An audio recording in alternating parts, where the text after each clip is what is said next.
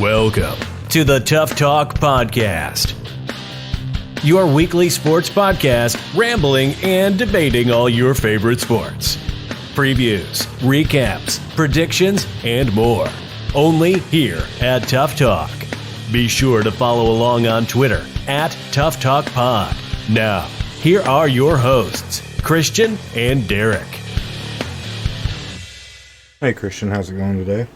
Hey Derrick, how you doing? And welcome everybody back to Tough Talk. Glad to be back after a week off. Had a pretty crazy week last week, you and I, Derrick. Christmas shopping and everything like that. But hey, we're finally back and ready to get back into it. I'm looking forward to it. And I'm ready to just get started. How about you? Yeah, absolutely. Let's go ahead and jump right into it then. Let's go ahead and talk about the NBA East. The big thing right now is them Bucks. They're on a 10-game win streak. They just went ahead and beat the Boston Celtics. They're 22-3. They're 22-3 is pretty impressive. There's only one other team in the entire NBA at 22-3 right now, and they're 7-3 in their last 10. So it's interesting to see what the Bucks are doing right now. Giannis is really playing on an all-star level. The second place right behind him, everybody knows that's the Miami Heat. Jimmy Butler actually looks like he's a good leader to that young team, and it's pretty interesting to see. They got a lot of unsung heroes kind of stepping up too, though. Like just the other night, they had the one kid hit 10 threes, and nobody knew what his name was before the game. So, I mean, his parents did. They were cheering, but hey. But yeah, and then we got, the Raptors. They don't look bad with Pascal, but they went ahead and lost to the Clippers the other night too. So it really makes you wonder if that team's ready to be that next step and be in the finals this year. I don't think they are. I think it's going to be between the Bucks and the Celtics, to be honest, with the Heat being in third place. What do you think? Yeah. I like the Bucks, obviously, and I'm a big fan of the Celtics. I've been talking good about the Celtics all year. 17-7 right now. They had a rough couple of last weeks, if you want to compare it to the rest of their season so far. But although they're sitting in fourth place right now, I'm really happy with their season. Miami's been really fun to watch too with these rookies. You hit it around the head, and Philadelphia is starting to step up a little bit. I think we're starting to see some really good play from Embiid. They had a great game last night against the Celtics, winning that game. Embiid was really the X factor in that one. And I really like them. I think that's the top four we're going to see. I think Toronto's going to just be just outside of that. I think you're right. I think they're not going to be enough to really compete when it comes to the playoffs. But I think they're going to be obviously make the playoffs without a doubt. But I wouldn't be surprised if they still sit that 5 seed the rest of the season. And then the rest of the East, it's kind of just, honestly, it's really kind of bad this year. East isn't really looking decent at all. I think the worst team is going to come out of the East, and we ain't even seen who the worst is yet because they're fighting to be the worst right now. You got teams like New York who are just bad. They try to blame it on their coach. Let's face it, it's not the coaching staff, it's the ownership. No. Absolutely. Then you got teams like Cleveland, and Cleveland's looking to sell right now because they got a couple of young guards. Everybody's talking about Kevin Love being traded, and rightfully so. But nobody's talking about how good of a year Tristan Thompson has had so far, and he could be a quiet sell that could get somebody a really good piece for a playoff push. I could see him going to one of the Western teams that needs a big man, because like the Clippers kind of need that big man in there. They don't really have a good big man efficiency in the center. But I really think that, honestly, the Cavaliers will be selling this year, for sure. Yeah, absolutely. I agree with you. I think Kevin Love's definitely going to go. For sure. And then obviously, never know Tristan Thompson. I think if Cavs can help it, they're going to try and keep Thompson if they can, to keep him in the rebuild. I think that's probably their choice. But if they can get a good deal for both, I wouldn't be surprised to see them pull the trigger on both of those. But I definitely see Love going before the trade deadline's over. We could see him going anywhere. In my opinion, we could see him going to a contender, or even somebody who's up and coming needing a piece like his hometown Portland Trailblazers. So we'll see what happens there. But yeah, you're right. I mean, they're battling for what's to be the worst spot. Who knows who's going to be that 7-8 seed in the East? There's a couple teams that can definitely hop in there. You got Chicago, Washington, Brooklyn, Detroit, all those guys battling it out. So I mean, at least in that aspect, you have some kind of competition, some kind of fun, but nothing that's really going to make any noise once the playoff starts. The other thing I want to throw at you real quick is that since the preseason, we've been hearing rumors about Chris Paul getting traded to the Miami Heat. I don't think that would be a good move for the Miami Heat. I think they're good with the young guards they have in rotation around Jimmy Butler. I think they're right where they need to be. I think Chris Paul, however, is just going to be the odd man out this year. But, I agree. I think that I think Chris Paul's going to have an issue. You're good. I think Chris Paul is going to have an issue finding a spot. Whether OKC wants to move on from him, I think they're going to have a hard time trying to find a location for him. Right now, they're sitting at just about 500, sitting about that 8-9 seed in the West, and I think OKC wants to find a way to move on from that cap and move on from and move more younger too. So Chris Paul might be stuck. You're right.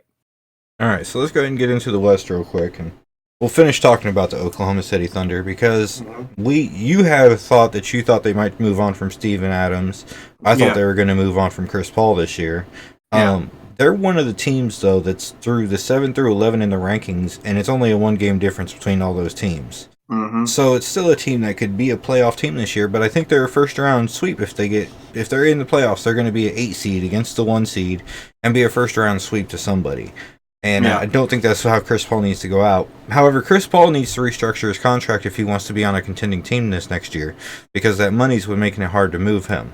He could easily go to a team like the Dallas Mavericks right now with a smaller contract, and the Dallas Mavericks look really good right now at 17-7. Imagine them with a Chris Paul on the floor with Luka and Kristaps.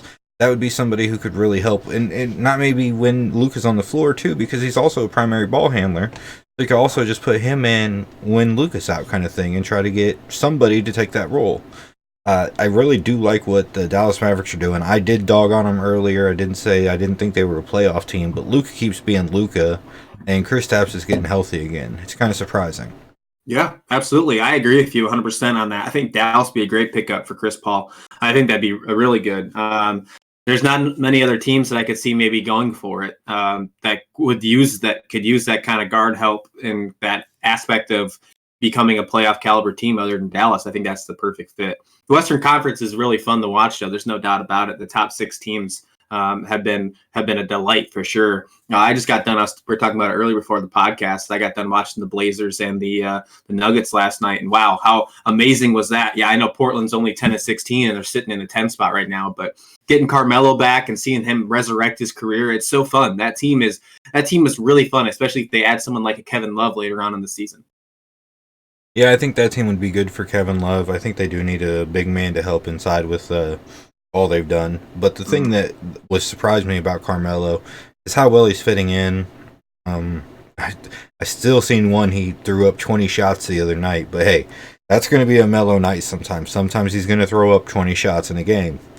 However, it looks like him coming off the bench, not being the vocal point of the team, not being the quintessential star needing to score everything, it really works for him. And if he would have figured this out in Houston, they could have had a really good thing last year when they had him beside Harden and Chris Paul. But that was just a little bit of a, I think he was still thinking, I'm Melo and I need to be Hoodie Melo, and he doesn't need to be. Yeah, no, you're right. 100%. I agree with that. But I do think that he's definitely helped bring a nice momentum, nice hype, you could say, to this Trailblazers team. Something they really needed because they started off really, really rough. And they're making their way back up into that playoff contention spot. I think we'd go without, because we're running out of time here on the West, I think we'd be silly to not say anything about the Lakers at 22-3. Pretty good team, obviously. The Clippers, they've kind of been not the same team. Maybe it's the load management thing, but I think they need a big man. Yeah, I think they need a true big man. I think load management is the right thing for that team. Because Paul can run the game while he's out there. Kawhi can run the game while he's out there. They don't necessarily both need to be in every game in the regular season right now. It does make sense when you have 2 superstars like that one can get a night off while the other one has a good night. They're both primary ball handlers anyway, so why would you want them both out there at the same time all the time? So yeah, I think the load management makes sense. They just need big men. They need a couple big men in that rotation. Montrezl Harrell is a good rebounder, but he's only 6'8". So everybody says that you don't have to have the height, but I think you do. Draymond isn't. Look at Draymond now. Everybody said Draymond would be great. Now look at him a couple of years later. He's just kind of fallen off back into mediocrity. But I think that, like I said, and then you got the Rockets too. Rockets have been good, obviously. Nuggets. The Nuggets are going to be the Nuggets. I think I'm just ready for playoff basketball at this point because let's be honest. I mean, we got a long time until it starts, but I mean, hey, at least the games are exciting though. I mean, we'll keep saying it. We've been saying it this entire regular season. At least the NBA regular season is relevant for once in 5 years? Would you say it's great? But I think it's only relevant for seeding, honestly, though. I mean, it is relevant again, but it's relevant for the seeding because I think we know who we're going to see in the quarterfinals next year on both sides, in my personal opinion. I think we know who we're going to see in the quarterfinals. That's going to be the last 8 teams. And I think that's going to be, it's going to be Boston, Philadelphia, and it's going to be Milwaukee, and it's going to be the Heat. I think the Heat are going to be the 4th team in the East to be up there. I think they're good enough. And then in the West, it's going to be the Lakers, it's going to be the Clippers, it's going to be the Rockets and the Nuggets. I don't see anybody in those teams getting upset. I think that's why I said I'm just ready for playoff basketball. Can we just get the seeding done? I'll have to disagree with you that. I think that the Mavericks might have something to do with that in that 4th spot. I think they'll have a tough time with whoever their matchup is. That's my big concern is the matchups in that first round. But anyway, let's go ahead and talk about MVP voting. Mm-hmm. And you talking about Dallas kind of talks about Luka. Luka is looking like a triple-double average machine. Mm-hmm. LeBron also doing the same thing right now, but nobody's talking about it because it's LeBron James, and he's done it for 10 years already. Giannis, he looks really good out there in Milwaukee. He's averaging a lot of rebounds. He's averaging good points. But James Harden is still averaging 7 points more than everybody else in the NBA right now. And it looks good. He looks good out there. I think, honestly, he's running away with it at this very point. But it's still very early in the season to run away with anything, isn't it? Yeah. No, I agree. I think James Harden is your number 1 right now. I think it goes, in my opinion, I think it goes James Harden, Giannis, and Luka, and then LeBron. That's my top 4 in that order. I think James Harden with 38.7 points per game. Insane. The guy in second place is Giannis with 30.9. I mean, come on.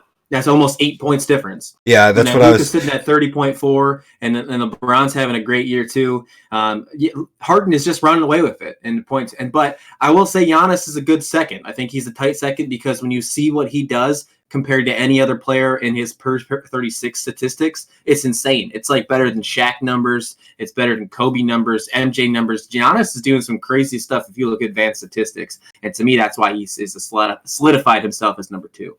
That's what I really think it could be Giannis, but like I said, I think we get this lulled to sleep motion in the NBA where he's doing it yet again and James Harden is doing it yet again, and I think that's going to keep Luka in the votes all year. Yeah, we could see Russell Wilson Russell Westbrook, not Wilson. I do this every time. We could see Russell Westbrook average a triple-double this year and nobody talk about him in MVP votes. That could be a very real possibility this year because of how good the other 4 are doing right now. Yep. Now, the thing about that is, like I said, it's the LeBron syndrome. We see it every year, so we get lulled to sleep with it. And that's unfair to these superstars who are putting up crazy numbers that are breaking NBA records and breaking the history of the NBA. And we're just like, oh yeah, they're doing it again. It's cool. They do this all the time. So I guarantee you, when those guys are gone, everybody's going to go, oh man, they were something special. Yep. No, you're right. I completely agree 100%. And LeBron James is definitely the guy in that opinion. I mean, he could be arguably the best player of the decade for sure, in my opinion. So this also happened to Kobe a lot too, though, when he played. Yeah, they did. And Kobe averaged high numbers every year, and I'm sure, the only person it didn't happen to was Michael Jordan, because Michael Jordan had a couple of good years where he was progressing, became into a superstar, left the game, came back a superstar, left the game, and should have just left the game at that point. But he came back again. Yeah. And didn't do so hot then. But anyway, he should have never went back to Washington. It just bugs me. I love Michael Jordan, but he should have never played in Washington.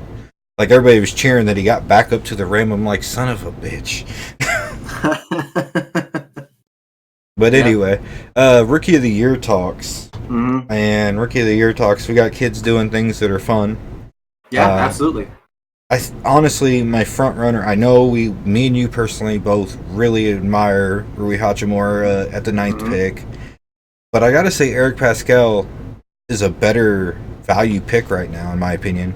Yeah. Because of where he was drafted. I mean, look at where he's drafted, and he's leading his team right now in scoring.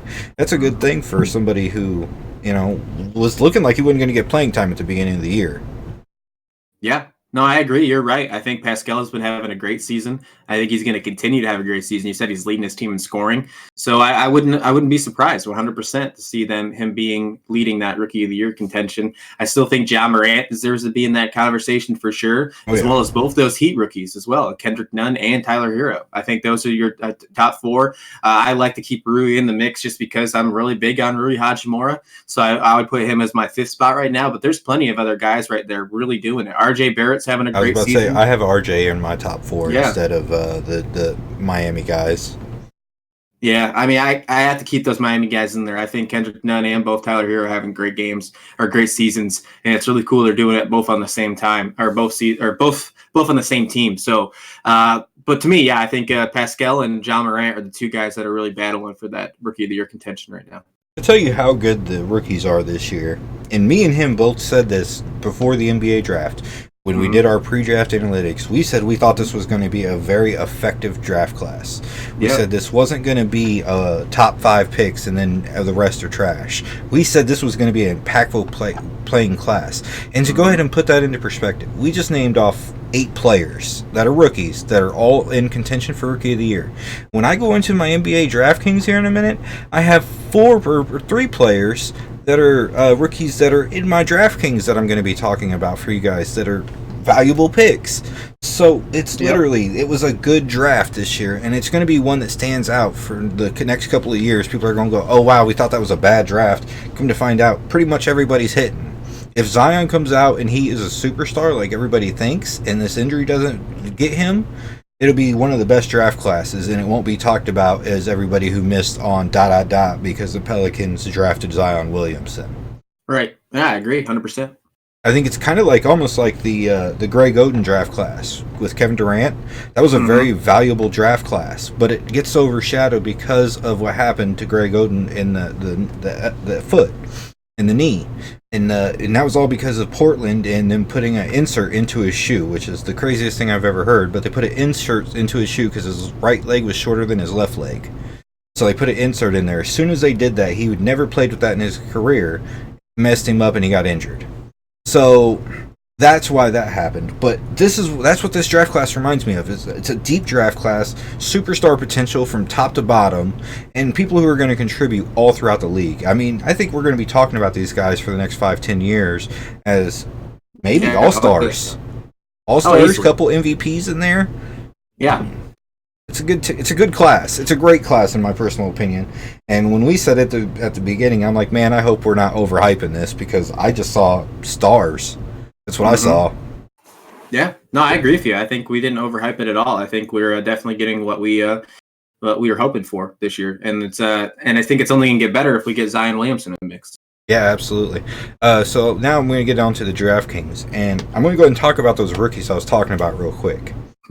Cam Reddish has looked really good in the past few games and is really starting to light it up fantasy point wise for fantasy owners. Kobe White is another one, just doing great things in Chicago for fantasy owners. PJ Washington is only $5,600 right now, and that's the same price as Rashawn Holmes, and they're both averaging 20 points a game right now. So that's pretty good, and that's some guys that you really want to look at for sure. The other two I got that I want to talk about today is Andrew Wiggins, because I'm a Timberwolves fan, so I'm going to go ahead and talk about how good he's still doing this year. And then the other one would be Drew Holiday. Drew Holiday has been pretty decent this year, and I think Drew Holiday is a good pickup for sure for anybody looking for that. Big man, they're kind of dime by the dozen almost at this point in the season because you can get cheap big men and still get 20 to 30 points out of each of them. But that's about all I got for NBA DraftKings. What do you think? You know, when I look at the games, especially the game tonight, I look at the Utah Jazz and Golden State Warriors game, and I think if you can get a chance to pick up some of those Jazz guys, I think Golden State has just been awful. They've just been awful in the last few weeks. So picking up some Utah Jazz guys, I'm sure you can probably pick up some, let me know some of those value guys. But I'm just looking at games who would really be good, and that's Utah. And then the New Orleans Pelicans are 0-10 in their last 10 games. 0-10. So I mean, you look at, they're playing tonight too. and they're playing against the Philadelphia 76ers. So Embiid would be a great pickup, in my opinion. He had a great game last night against the Celtics. I think he's probably going to go dominant. He's probably going to be dominant. So I know it's not the value pick, but if you're going to use your high money selections, I think Embiid would be a good choice. I think somebody that a lot of people are going to sleep on this tonight is Eric Pascal in that matchup, because he's their consistent leader, like I was saying. But also D'Lo. D'Lo's back, and he's been scoring pretty good. So I think that's two guys to pick up off that game. And then off the other game, this could be our chance to see Jackson Hayes come out and be a big defensive part to the team. You could, yeah. Yeah, we talked about this all season. Jahlil Okafor is not a good defender, but he's he's good at this post-scoring thing that they've been putting him in. So if they go ahead and if they can go ahead and put Jackson Hayes in for 15 minutes against Joel Embiid, I could see him, not necessarily shutting down Embiid, but I could see him getting under Embiid's skin, because Embiid's kind of a snowflake, in my opinion. He's kind of soft. And by that, everybody's going to say, well, what about him and Karl Anthony Towns? Didn't he get on Karl Anthony Towns? Karl Anthony Towns got in his head, and that's why that happened. He's soft. He's mentally soft. There's players like that. Like Shaquille O'Neal is one of the greatest players of all time, right?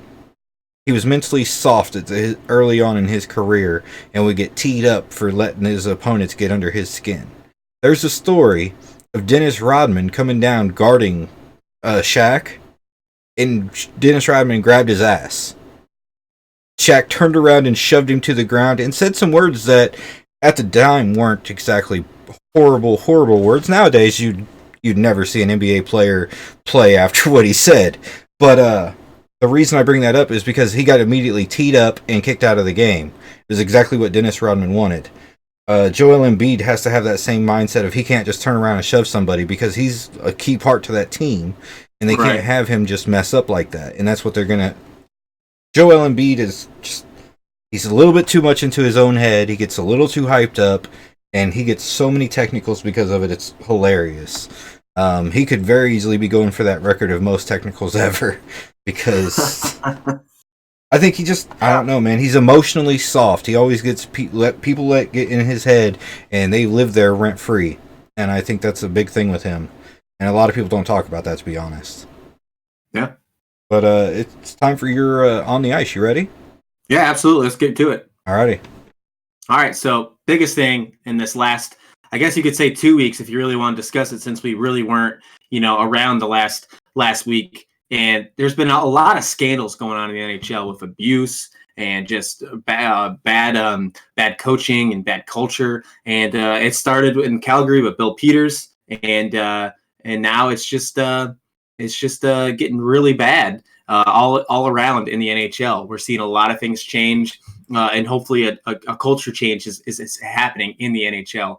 So we'll get more into that next week on seeing what really changes. But that's just the biggest thing. Well, let's look at the standings next as we continue on with this NHL on the ice. I want to really touch base on that, those assault cases, and the wrongful coaching techniques that these guys are using.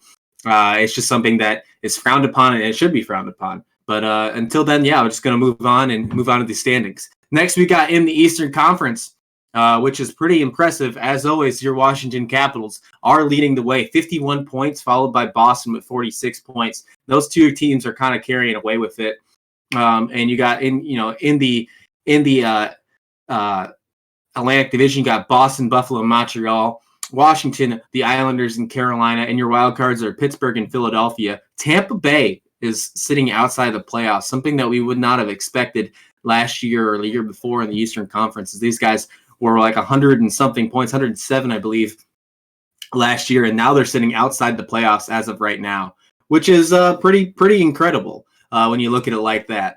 So in the Western side, not as many points as we see from Washington, as they sit with 51, but St. Louis still leads the way with 44.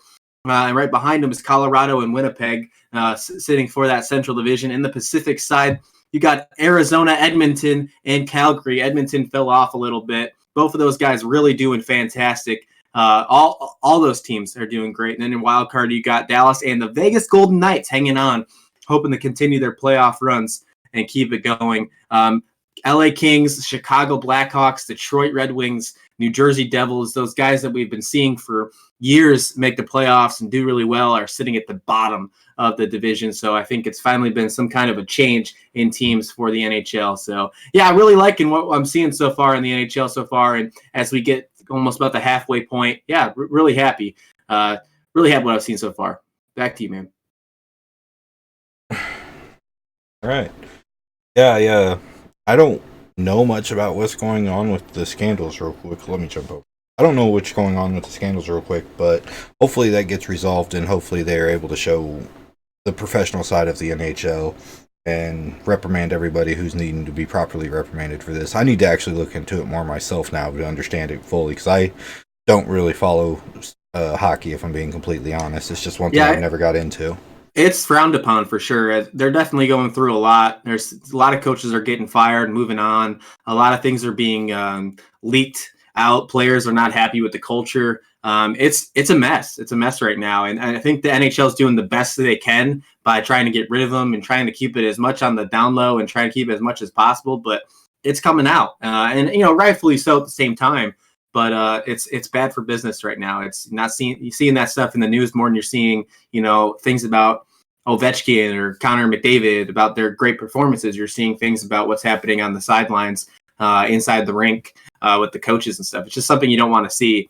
And I don't think they're done yet. I think the culture is still finally shifting in the NHL, and I think that there's a lot that still needs to be taken care of. Alrighty.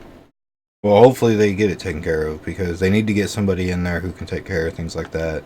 And just make the league look better because it is becoming a more popular sport, more and more every year. I think honestly, but let's go ahead and get into the AFC playoff picture. First thing I want to talk about: last night, Baltimore beat up on the Jets. If you were surprised by that, I don't know why. The spread was a little crazy. I wouldn't have personally taken the spread. The spread was 21.5. So you would have lost on the spread if you had went with it. That's a little pretty heavy spread. Yeah. For any NFL team, that's pretty crazy. Yeah, well, that's how much they think of them. But the other teams I want to talk about in the AFC playoff picture, the Raiders are really blowing their shot. Yeah, sorry. They suck so bad. They gave their spot right up to the Titans, and the Titans are looking like they could be. Now, how crazy is it that there's 3 teams, and none of them are the Jaguars we're talking about when we're talking about the Colts, Texans, and Titans here? And the Jaguars are nowhere to be found, and they were supposed to be that top team this year again because of a great defense, and that defense has been pretty bad. What did I say about Ryan Tannehill, huh? I told you. I still think he's a flake, but he's having a better year. He's still having a better year this year than he's ever had. I'll say that. But the thing I want to throw out there is there's a lot of teams in the NFL right now that are going to be dead picks. Everybody thinks that they're good picks. The team that's going to be a shocker to everybody come the AFC playoff picture, it's going to be the Buffalo Bills. That team's defense is really good. They carry the team. Josh Allen had a horrible outing, except so I got to watch the very last drive of that game too, as I watched most of that game. But the very last drive, I saw something about Josh Allen that I really like. He looked dead in the water, sacked. I mean, they literally spun him around, broke out of it, got over, and went ahead and threw a pretty good strike, but it was just, he was literally going down, so the ball was incomplete. But that shows me something about his fight and determination to try to win that game, because they were only down 7 points to the Baltimore Ravens, which is the best team in the AFC. Their games against the Ravens and the Patriots this year is what's making me think that the real surprise team in the AFC playoffs this year is going to be the Buffalo Bills. They don't have the best record when they get to that Super Bowl, but I think they're a good chance to be a shocker in the AFC playoffs this year. Hey, I like where your head's at. So what I notice trends in the NFL, and the big trend right now is AFC is really wide open, other than the Baltimore Ravens. But it looks like to me that Baltimore or the Indianapolis defense is playing really good right now, and that's really helping. Jacoby Brissett. But I also see the Buffalo defense playing really, really well right now. And if Josh Allen can just manage the game properly, he could beat a couple teams, surprisingly. that the pass rush is able to get to Tom Brady, that's how you upset Tom Brady. Lamar Jackson, if they can figure out how to stop him, I think the entire staff will get signed to other places because they'll try to figure out how the hell to stop Lamar Jackson because nobody knows right now. Mm-hmm. But that's the team I think is going to be a shocker and could end up in the AFC Championship if they don't have to play Baltimore before that. Yeah, you're right. I hope you're right. I hope you're right. Any other teams you think of in the AFC that really stand out that you think could be a shocker? I mean, the Titans are stepping up a little bit now, but the Titans' schedule for the rest of the season is just really hard. So, I mean, it's really tough. I think the 6th seed is down to the Steelers and the Titans. I think we've determined that. I think Buffalo's going to hold the 5 seed, and the 6th seed is going to go to the Steelers, or it's going to go to the Titans. And the Titans got to play Houston twice. Now, Houston had a rough outing last week, but I don't think they can beat them both times. Maybe they might be able to split the series. At Pittsburgh, I know they got to play Buffalo this week, but we'll see. I think the Steelers have the edge, though, in my opinion, for that 6th spot. Just imagine right now, real quick, while we're talking about the Steelers, if Ben Roethlisberger was healthy right now. Mm-hmm. Yeah, absolutely. That team, man. I mean, everybody's saying, oh, give props to Mike Tomlin because he is on his 3rd-string quarterback in Devlin Hodges. And yeah, that could be rightfully so. But the better thing to notice about that is how good is that team right now for Ben Roethlisberger to come back to next year. That's scary. Yeah. That defense is really good. Yeah, absolutely. Minka Fitzpatrick, that trade. Using that 1st-round pick. Yeah, it's one of the greatest trades of the year. It's one of the boldest strategies we've ever seen out of Pittsburgh. Because, one, they traded up in the draft to get Devin Bush, which we both said was a bold move because Pittsburgh doesn't do that. And then they just and then they just traded a 1st-round pick for Minka Fitzpatrick, which is another thing that is notorious for Pittsburgh not to do. And yet, both moves are looking great and making that defense look amazing right now for the next couple of years. Yeah, absolutely. Yeah, I love it. I think Pittsburgh did a great job with it, and I think they need to continue doing what they're doing because whatever they decided to do and make that decision for their 1st-round pick, it was worth it. And a lot of people thought it was going to be a top 5 pick because they started off the season so crappy. Well, don't forget that. They started the season off, I think it was 0-4, and now they're in the playoff contention. So props to the Pittsburgh Steelers front office. Props to Mike Tomlin. That dude is a very underrated coach in my opinion. He deals with a lot of crap and he does what he needs to do with that football team. So props to them. I don't know who it is in the front office that decided to make the move for Devin Bush, but it's the same guy that did the Fitzpatrick trade. I guarantee it. And man, bold moves because that family, we know that family isn't notorious about wanting to trade stuff off, so they had a lot of faith in him on those moves. So yeah, give him a raise, sign him on for a couple more years because that was a great move. Let's move into the NFC real quick, and the Niners Saints, man, that game was incredible to watch. Yeah, it was. Sure. A barn burner to the very end. What more cliches can I use? Like, it was that good. It just blew my mind. It was literally back and forth. The last team won. And it was the craziest thing I think I've seen in a while. But it shows a lot about Jimmy Garoppolo, too. This is a kid who, when San Francisco traded for him, people mocked the trade and said it was a horrible trade. Who's laughing now? Yep. Who's laughing now? Because he looks good. He showed up at the end of the last year and kind of showed him, hey, look, I can play. And then now Nick Bosa helped with that defense. They signed a couple people on that defense. And yeah, man, he looks really good out there as the quarterback for that team. He leads that team very well. I don't think you can put that game manager title on him anymore, because that was the one that everybody likes to throw on him as a game manager. I don't think you can say that anymore about him. Then we got to talk about the Vikings. The Vikings are very good right now. Kirk Cousins still doing what he should be doing. They're kind of inconsistent right now, but I'm telling you, that team, if they can get back on that roll, that's going to be a team to watch. The Packers, Aaron Rodgers, always doing what Aaron Rodgers does. We talked about that before the season. The disappointment right now for me is the Cowboys and the Eagles pretty much tanking for first place. Mm-hmm. This is something I heard a while back that they were thinking maybe we should just do away with the South, the West, the North, and the East, and just make it the AFC and the NFC, and the best overall records, the top 6 best overalls go. And I think we're seeing right now why that should be a thing. These teams are just it's miserable to watch these two teams play. And people thought that the Eagles were going to beat Miami, and I was laughing at that because just how bad the Eagles have been lately. Carson Wentz looks extremely overrated to me, and I think that it's just, why do they allow such bad teams? I don't understand it. I don't understand why they allow them to be. They need to change it to AFC and NFC only.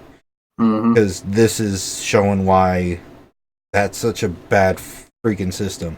You got two teams that are, historically good teams, and they literally look like they're out there tanking each week because the other team lost.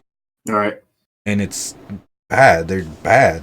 Both teams are very bad. I don't want to see either of them in the playoffs right now. There's other teams like Seattle and even the Rams right now are starting to make a run back at it. There are other teams out there that deserve a better shot than the Cowboys and the Eagles right now, because whoever gets in, they're not going to make it into the play. Like, as soon as they get to the playoffs, they're going to get whooped by somebody. Whoever the wild card team is probably just going to dog stomp them and move on to the next round. But there's other teams out there that deserve those spots more, because the NFC is at a really good pace right now. You got teams in the AFC that sitting at 8 wins, looking at the wild card spot right now in Pittsburgh. They would be a league leader over there in the NFC. So it's miserable to watch. And it always seems like there's that one division every year that's just absolutely miserable to watch. And this year it's I agree. Yeah, I had to get that off my chest because I've been watching those couple. I've been watching all those teams for playoff contention, and I'm just like, they're so bad. The play calling is bad. The defenses aren't playing good.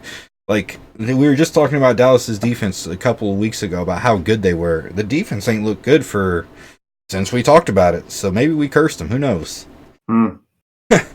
Anything else you want to talk about the NFC playoffs other than the miserable Cowboys and Eagles? You got it, man. No, you hit the nail around the head. I just think the NFC least is a joke, in my opinion. I think that you shouldn't change the division the way that people make the playoffs. I don't think you should, in my opinion. However, it's just awful this year. There's an opportunity. There's a chance that we might see a 7-9 team host a 13-3 wild card, which is insane. Yeah. No, I think that you hit everything around the head. I'll tell you what, though, the Niners is still my favorite, although there's still a lot of great teams. I still think Niners is my favorite. I think the Niners needed to lose that game. I keep saying they need to lose that game. They need that one loss. You know what I'm talking about? Like, every team needs it before they get to the playoffs, because if they don't get it before the playoffs, it happens in the playoffs. And it's that game where somebody finds their weakness, exploits their weakness, and beats them by 3 touchdowns. They need to have that game so they can come back from that if they're going to be in the Super Bowl this year. Agree. A lot of people don't like. They're like, how can a team get a good thing from a loss? You can get a lot of good things from losses because you learn what you're weak at. But if they don't lose, then we know what they're not weak at. Right. Yeah, you're right. 100%. Agree with you 100%. All right. So week 15, it's pretty much primetime games that are going to be the good games this week, guys. I mean, you got the Tennessee-Houston game. I think that's an early game. May even be a 3 o'clock. But that's going to be the one to really watch. The Rams, Cowboys. I mean, these are all just playoff contenders. Rams and Cowboys. The Rams should be the ones instead of the Cowboys. I think the Rams are going to win that. Saints and Colts. Saints are going to probably win that, but the Colts are going to put up a really good fight. The one I want to talk about the most, though, is the one that you'll be attending. Yeah. Steelers and Bills game. I will be there. And I know you're going to say the Bills are going to win this game.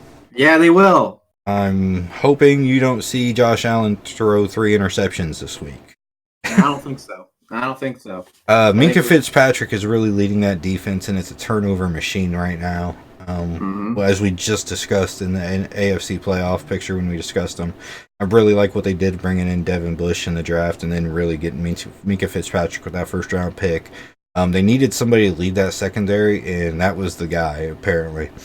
I didn't know about... I thought it was a little bit overpay when it happened, but I'll tell you what, I really like that team. The question, though, is on the other side of the ball because they don't have they have a third string quarterback. James Conner's shoulder still not looking really healthy right now. That team just needs an offense to go with that defense, and they could be in the Super Bowl, but they don't have that. So it's going to be a good game because it's going to be two good defenses going back and forth against each other. Like I said, I just hope Josh Allen doesn't throw 3 interceptions. I think he may throw 1. I'm going to call it right now, actually. He throws a pick, not a pick 6, but he throws a pick to Minkah Fitzpatrick about midfield. I hope you're wrong. No. All right, so what do you want to talk about that game? Because I'm sure you got a lot to think about with that one. Yeah, absolutely. There's a lot to talk about. You got the Edmonds brothers, all 3 of them playing in this game. The first time in 92 years, 3 brothers will be playing in a football game, which is pretty neat. 2 on Steelers side, and obviously Tremont Edmonds for the Buffalo Bills. Really excited for that. I think that's pretty cool. Cool little bragging rights. This is a lot of implications playoff wise. The Buffalo Bills trying to hold on to their playoff spot, and same with Pittsburgh. Both these guys are the wild card teams right now. So I think it's a very important game. I think a lot of people are trying to say the Steelers are going to win this football game. I did see one person, one of the sports writers that I used to follow, I will say, because after this horrible take, I don't follow anymore. And this isn't even a Bills bias. I think it's just an awful take. He said he's taking the Steelers because Duck Hodges is the better quarterback. That's just, wow. Yeah, so no way. But I did see that is hanging up in the Buffalo Bills locker room as well. So we'll see what happens there. I think Buffalo's going to come out with a vengeance. I think they're going to win the football game, though. I think Josh Allen's an underrated quarterback, and I've said that all year. Give him some respect. He deserves some because he's a pretty underrated quarterback. I think so. I thought so all year. I told you this. But let's go ahead and get into fantasy football real quick. I'm going to go ahead and talk about DraftKings real quick. Tannehill for 6,500 may be a really good pick this week. He's through. I thought you didn't like Tannehill, though. Come on. This is the best season he's had so far, but I think he's playing for a contract. Oh, easily. Chris Carson, worst rushing defense out there, and his backup is out this week. Yep. Chris Carson's going to get a lot of touches. Zach Pascal is now Jacoby Brissett's favorite target out there. So if you can pick him up for cheap, pick him up for cheap because I'm sure he's going to get at least a touchdown in this game. The other one is going to be another obvious one, but it's Saquon is going against the second worst rush defense. If you paired Chris Carson and Saquon this week, I think you could get a lot of points off of them and be really explosive with those two. But that's the ones I got this week. I only got like 5 of them for you because it's late in the season. I think everybody's kind of showed you what they're doing. Yep. I got one, and it's for the Sunday night game. It's for my Bills game, and that's Cole Beasley. This guy has been insane. He's had, I think, 5 touchdowns in the last 6 games. Don't quote me on that, but it's something like that stat. He's always getting at least 1 touchdown, and he's becoming Josh Allen's favorite target. Now, Pittsburgh Steelers defense is tough, but Josh Allen's got to throw the football on Sunday night. He's going to have to. And Cole Beasley's a great target. You probably get him at least 7-8 receptions. He's had a couple 100 yards receptions, had some touchdowns. He's a great addition, and the salary's not going to be too much, especially if you're playing Showdown or something. I like Cole Beasley as a pick. Actually, I would like him as a captain pick, too. I was about to say, captain pick would really help with him because he's going to get the multiplier on it. So if he gets the 100-yard game, it would really help. It was 2 weeks ago he had his last 100-yard game. Last week he got 49 yards, I do believe it was. But he still like him. I was about to say, I like him over John Brown. Ooh, okay. That's. I like him over John Brown this week. Well, that would save you a lot of money if you took Cole Beasley over John Brown too. So that'll help you quite a bit. I think that's pretty much all we got for this week's fantasy football because, like I said, the season's kind of starting to come to an end, and all these guys have showed you what they do. So you should be able to do most of the research for yourself at this point because it's right there in front of you, physical evidence. First couple of weeks of the season is tough on them waiver wire pickups, but if we got you through them, hopefully you're doing good in your playoffs right now. I know I'm in the playoffs right now. He's in the playoffs right now. We're just trying to see what happens now. But hopefully we did good on some fantasy football waiver wire pickups for you guys this week or this year. I don't think we'll be doing fantasy football next week because we're going to be talking more about just straight up playoffs and other things. But I hope we got you guys good this year on the fantasy football side of things because I think we did a pretty good job ourselves. So we'll see you guys next week or next year on that one. Let's absolutely. Let us know real quick. Let us know on over on our Twitter at Tough Talk Pod how you thought about our fantasy football picks throughout the episodes. Did you take any of our advice? Did any of that advice work out for you? I know the biggest one for sure that worked out for me was Derrick's Jonathan Williams pick when he decided to make that video for the Colts. That was probably the best one in my opinion. But let us know what was good, what was bad. Did we help you get to the playoffs? Did we help you miss the playoffs? If we did, sorry, not sorry. But yeah, absolutely. So shoot us up, hit us up, either comment below on these videos or hit us up on Twitter at Tough Talk Pod. I'll tell you what happened for me, or one I remember personally saying, and I said it like 2-3 weeks in a row trying to let everybody know, and I was screaming, go get Chris Godwin. Yeah. And, I mean, if you didn't go get him, that's on you, because he did good for everybody who listened to that one. Yeah, he did. Yeah, let's go ahead and get into the best bets now. And the ones I want to talk about right off the bat. The Browns, the spread is only 3 points against the Arizona Cardinals right now. I can tell you right now, I think Baker Mayfield and company is going to light it up. Nick Chubb is going to rush for a lot of yards. And at a 3-point spread, I think you take the Browns. No way you don't. The Vikings over the Chargers in a 1.5-point spread. A 1.5-point spread? You're telling me you just think they're going to win? Yeah, the Vikings are going to come out prove a point against a really bad San Diego team this year. I don't understand how this spread even got to the board. It bothers me quite a bit there. And then the other one is the Saints Colts game, and it's not about the spread because it's like a 7-point spread, I want to say. That's kind of tough to call because it's two teams that can line it up. The point that's really there is it's a 46 point. It's 46 points total is what it is. And if I was you guys, I'd take the over on that because we seen just last week Drew Brees can light it up. Jacoby Brissett is actually a really good quarterback. That's the one I think I would take if like that one in the Vikings games are the big money makers this week. I think personally. Yeah, the Vikings spread, I would just put everything on that. Like, just put your house on it real quick because you're going to come out ahead. There's no way the Chargers beat the Vikings. No way. What do you got on the best bets for us? It was a 9-point spread, by the way, for that Colts and Saints game. 9-point. Just real quick to make sure. Sorry, wow. Yeah, you're good. And I will say there's one, and I did this. We did this 2 weeks ago too. Between that Carolina and Washington, how there was a 10-point spread, I said, "Hey, take the Washington and get the points." And they wound up actually winning the football game. Yeah, I'm going to say this one too. Denver is a 10-point underdog to the Kansas City Chiefs. You see what Denver did to Houston last week? Yeah. Take Denver in this one.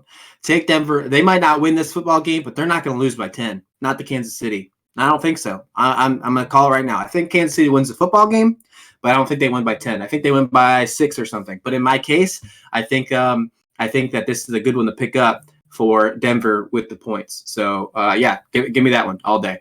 I'll be honest, I kind of overlooked that one myself because I'm afraid that Pat Mahomes is going to have one of those crazy 7-touchdown game, 5 touchdowns, 2 rushing or something. Here's a question for you real quick. Here's a question for you real quick as we're talking about this Broncos. Drew Lock, is he the real deal? What's going on with this guy? I think he's good, but I don't think he looks a little frantic at times. A little frantic.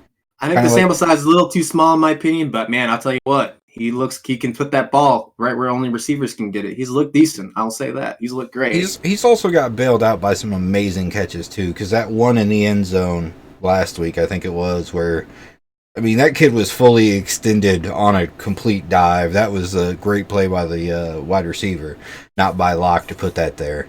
I think that ball was overthrown. See the answer for the Broncos? Huh? Is he the answer for the is he the answer for the Broncos? The Broncos have a lot more questions than just quarterback. You're right. But as far as that position goes, I think they found the quarterback? At least for next year. Cool. I like that. At least for next year. Yeah. Hey, you always put me on the spot, so I had to give you one. Right. At least for next year. You got to give the kid more games. Like you said, it's such a small sample size by the end of this year. At least for next year, right? We've seen enough Kyle Allen this year to know it's not Kyle Allen in Carolina next year, right? So is Flacco a Bronco next year? No, Flacco should have never been a Bronco this year. All right. Flacco should have retired last year. Yeah, good. All right. And that's just, I mean, I don't think he's a starter anywhere. Mm-hmm. I think he's old right now. I think his arm is old. He's got an old arm now. Yeah, I think he's done. I agree. I don't know why he got signed to Denver. I thought they were just going to start Locke to begin with, but hey, whatever. Yeah. All right. I'm glad we ended like that. Oh, look at that robot voice as soon as you said that, but all right. Let's talk about... I'm glad we ended. Right? Well, MLB free agents. Yeah. Let's talk about those guys. A lot of people got paid a lot of money. Yeah, they did. Yeah, so did Scott Boras, too. My God. Yeah. Well, he got all 3 big free agents. Yeah, he did. Big contracts. Yeah. Steven Strasburg, going back to the Washington Nationals, $245 million. And then his Washington National counterpart, Anthony Rendon, $245 million as well. But to the Los Angeles Angels. And then obviously, Garrett Cole, now newly babyface Garrett Cole. I don't know if you've seen that Yankees photo yet with his shaved beard, the baby face. I think that's a weird rule in my opinion with the Yankees, but my God, he got an amazing deal. 9 years, $324 million. Insane. Does he deserve it? I think so. And that's exactly what the Yankees needed. They help, and they got the best one out of the free agency. Yankees are going to be dangerous next year. And then you got a whole bunch of other little ones from the Phillies. Wheeler went there. Didi Gregorius. A lot of fun so far in free agency, but still a lot more. Go ahead, man. Sorry, I'm just really excited. We're talking about baseball again. Right. The Brewers made a couple moves too. They brought in Moose, and they re-signed. Oh goodness, I can't think of his name. Grandel. Right. The catcher. Grondel's on the White Sox now. Oh yeah, that's right. Sorry about that. That's where he went. Good. But they signed Moose, and they signed somebody else. I can't think of who it is off the top of my head. The thing I really want to talk about right now is who's still out there. There's Dallas Keuchel. There's Ryu. There's Bumgarner. Bumgarner still wants over $100 million. Can you believe that? I think he deserves it. I think he's younger than Strasburg. Okay, hot take for you, because since we love doing hot takes. Let's do it. All right. Mad Bum, 7 years, $100 million, or Dallas Keuchel for 3, and Ryu for 3.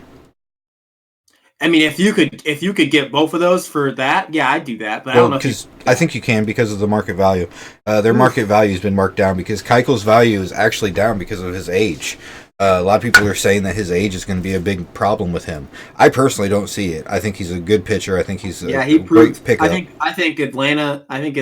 Donaldson and Keuchel both proved their 1-year deals in Atlanta last year. I think both those guys are about to get paid at least a 3-year deal, and I'd say at least both of them are going to sit at least in that 15 to $25 million AAV range. I think they did great. I think they were fantastic. The deal I heard that was on the table for Keuchel right now is 3 for $45.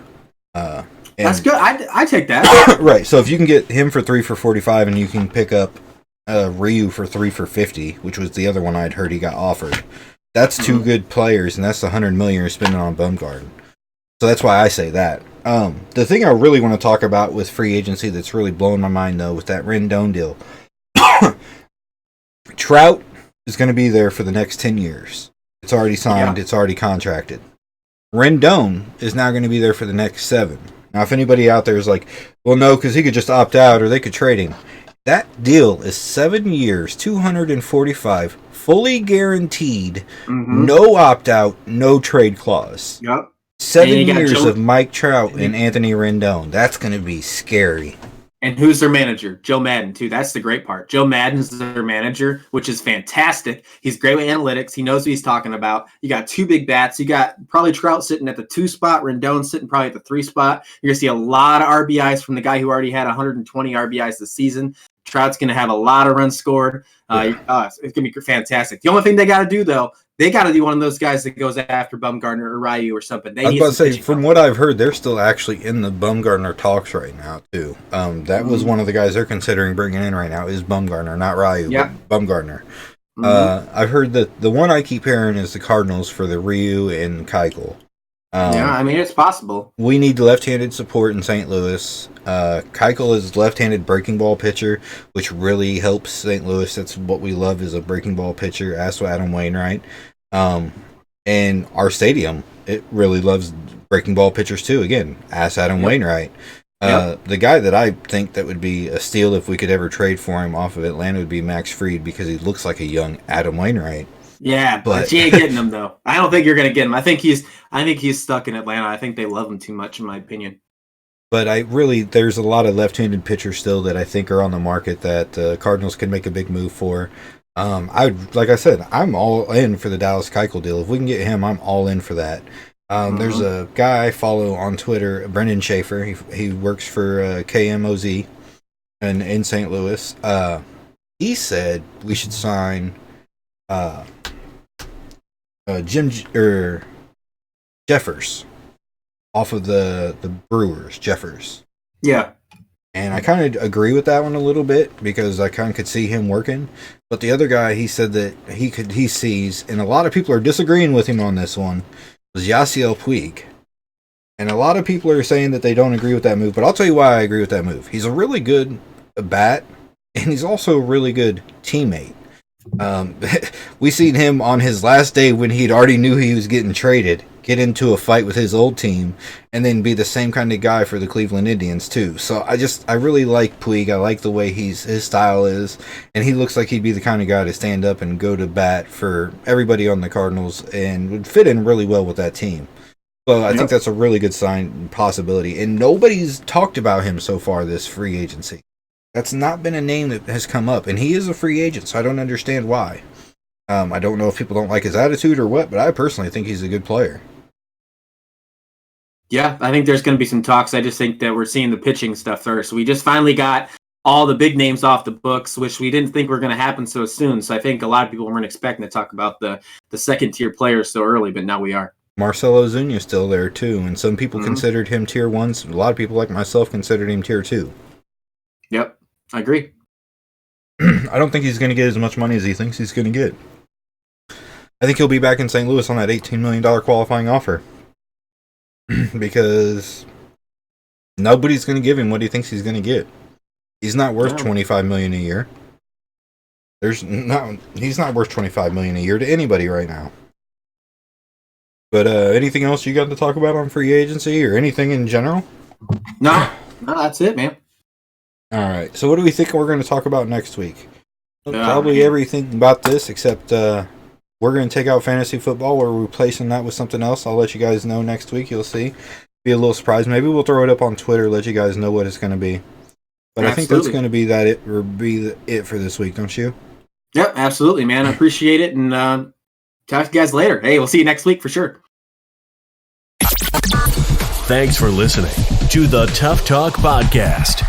Be sure to tune in every Friday as we break down all the major sports topics for the week.